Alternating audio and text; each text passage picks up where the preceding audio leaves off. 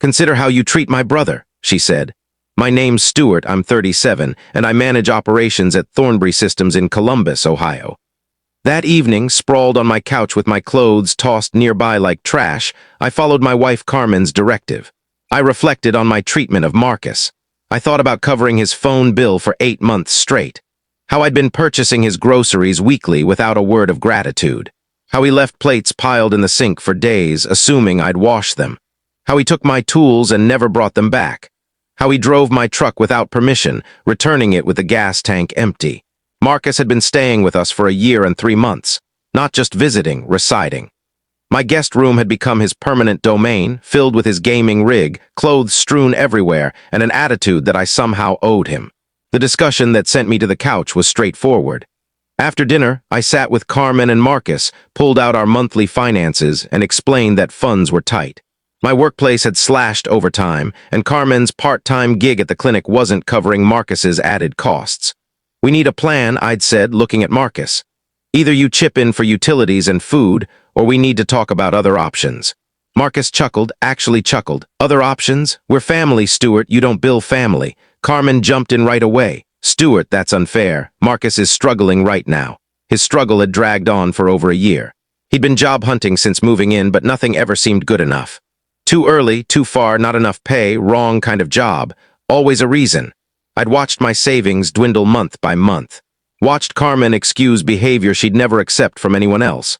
Watched my home turn into a place where I felt like an outsider. That night on the couch, staring at the ceiling, something clicked.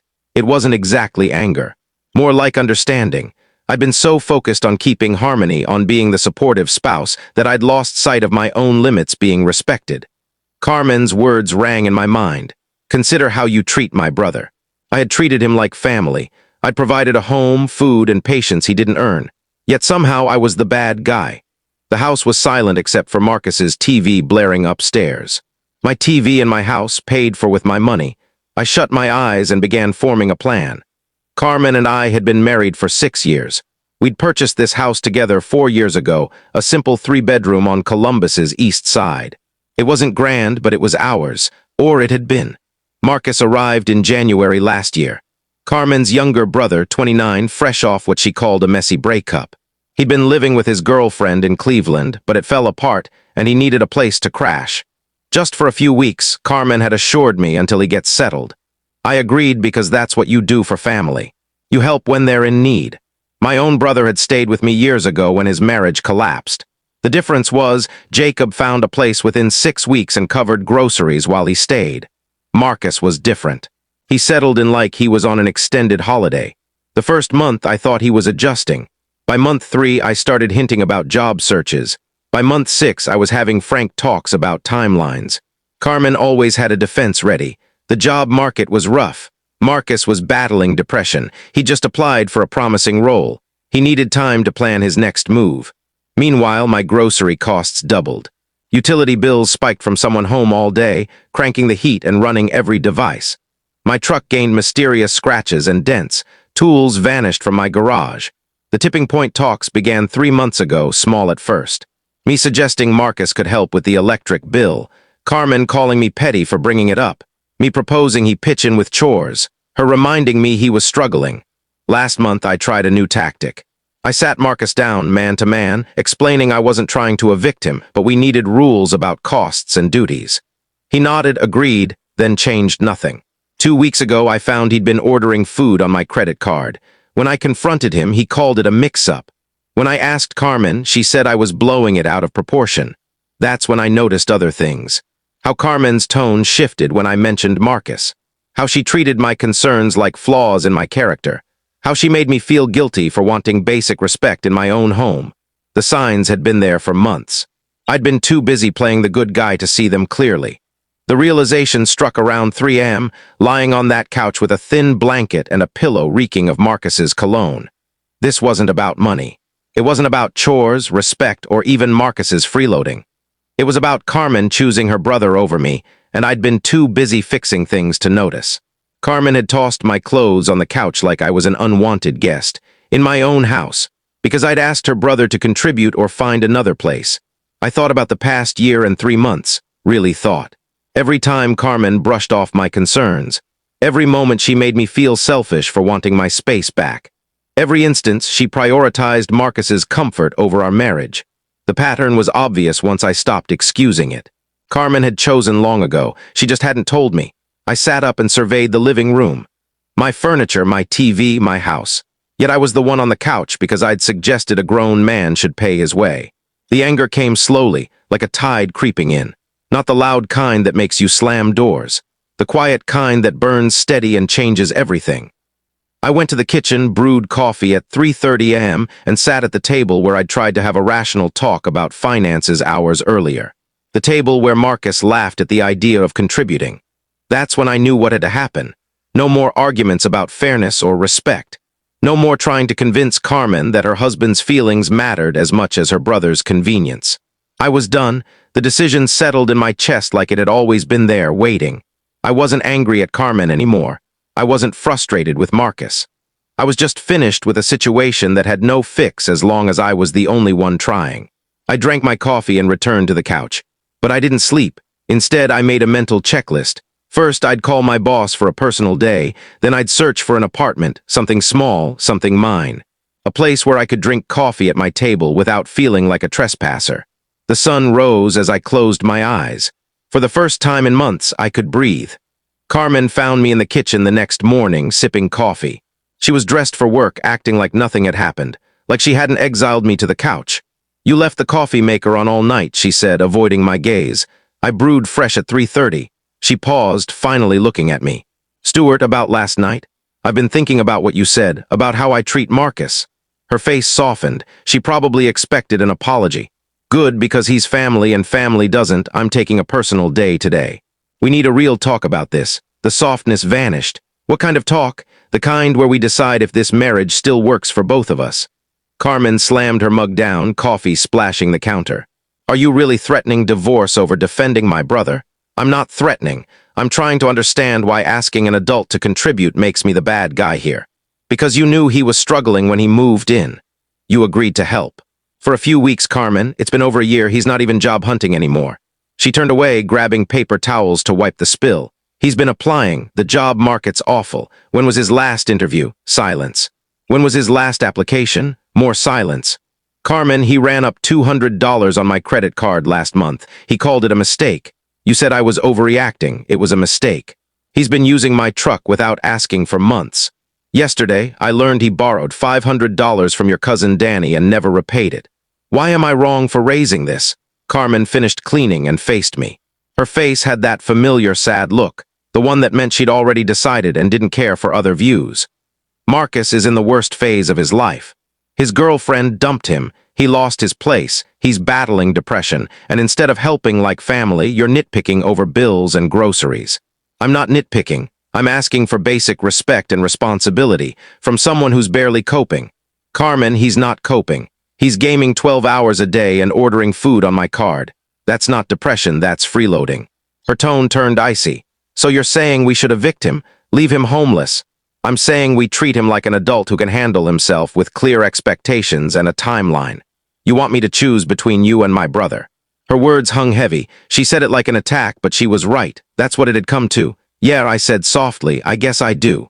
Carmen stared for a long moment. Then she grabbed her purse and headed for the door. "I'm going to work. When I'm back tonight, I expect you to figure out how to support my family." The door clicked shut. I sat in the quiet kitchen, hearing her car pull away. Then Marcus's alarm blared upstairs, followed by him hitting snooze.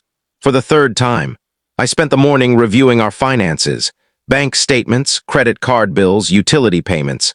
I'd been tracking the numbers mentally for months, but seeing them on paper clarified everything. Our expenses had risen 63% since Marcus moved in. Not just from an extra person, but from someone consuming like it was a competition. The electric bill had doubled. Groceries went from $200 to over $400 monthly. But the real shock came digging deeper into our joint account. 3 months ago, Carmen withdrew $800 in cash. When I asked, she said it was for a coworker's baby shower and vague expenses. I trusted her because $800 wouldn't ruin us. 2 months ago, $600. She said it was for cash-only car repairs. Last month, $500. Something about helping a friend, but details were fuzzy. I checked our online banking further back. The pattern started when Marcus arrived. Small withdrawals, always with plausible excuses. Always amounts that wouldn't spark a big fight. Marcus wasn't just not contributing. Carmen was giving him our money she took from our joint account without telling me. I leaned back in my chair, staring at the screen. The betrayal wasn't just choosing Marcus. It was lying while doing it. I recalled every talk about tight finances. How I'd picked up extra shifts when possible. How I'd delayed replacing my work boots to save money. How I'd felt guilty for small purchases while Carmen secretly funded Marcus's lifestyle. The phone rang, Carmen's name on the screen. "I've been thinking about this morning," she said when I answered. "We both said things we didn't mean. Did we, Stuart? I know this isn't perfect, but Marcus is struggling and he's family. I need you to get that. How much money have you given him?" Silence. "Carmen, how much from our joint account?" "I don't know what you mean." "I'm looking at our bank statements.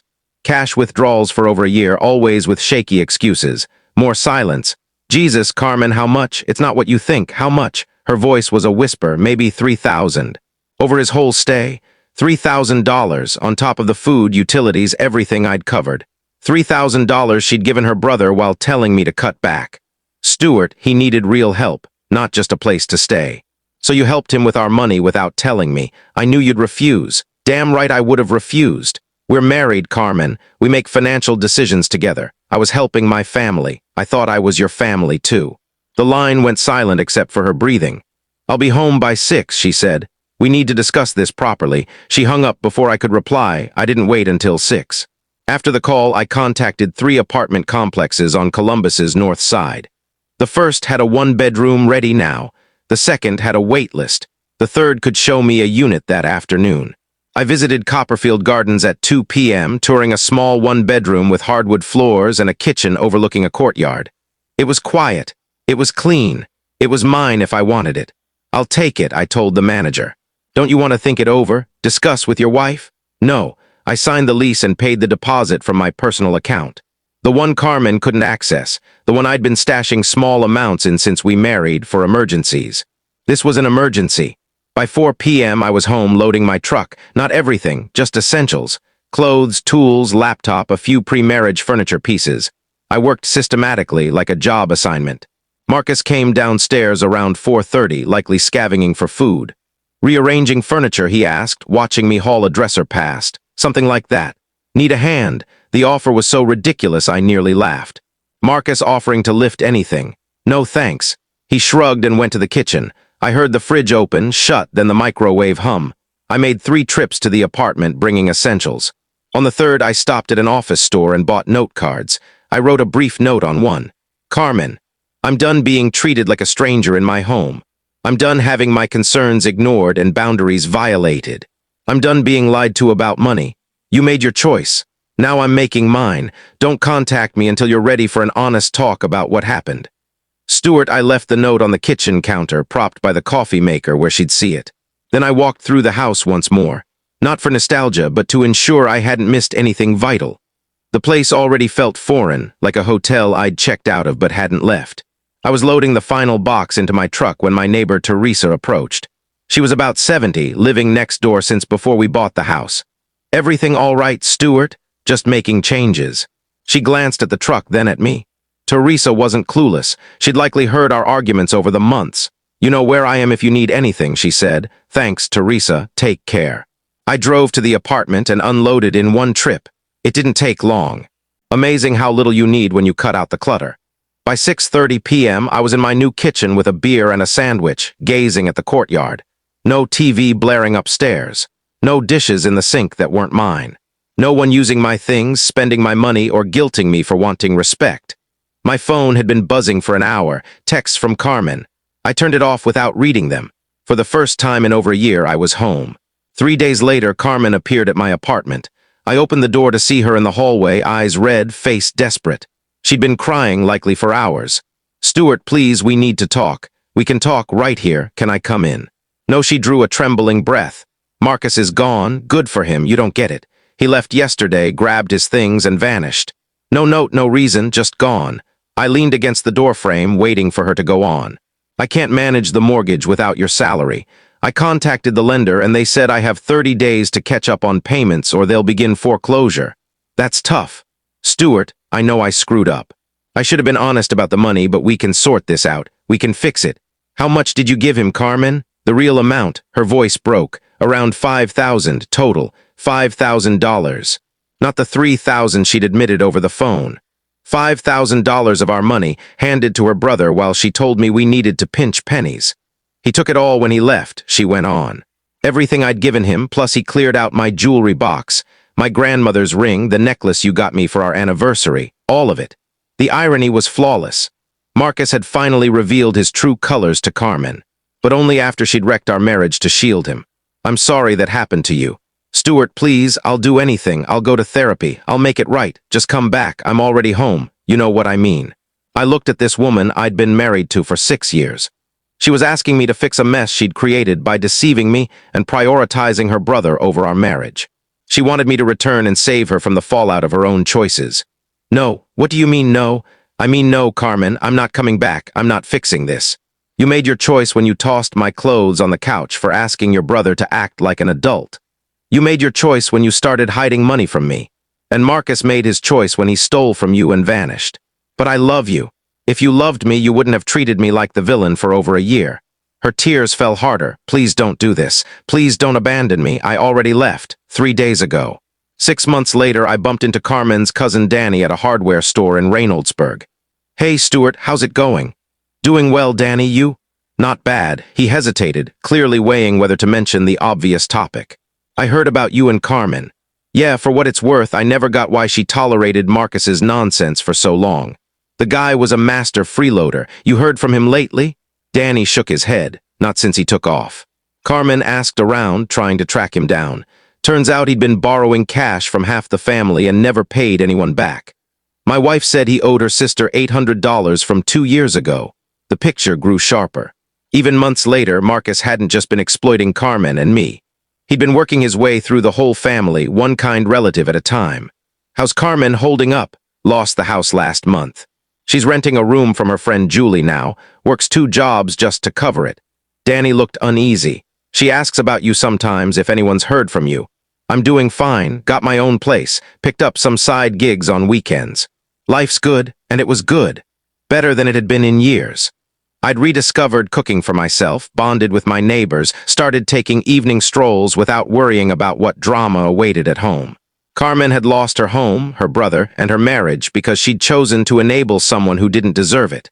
Marcus had exhausted his welcome with everyone who'd tried to help, leaving a wake of debt and broken trust. Me. I'd learned that sometimes walking away is the only way to save yourself. Some lessons cost more than others, but they're always worth it in the end.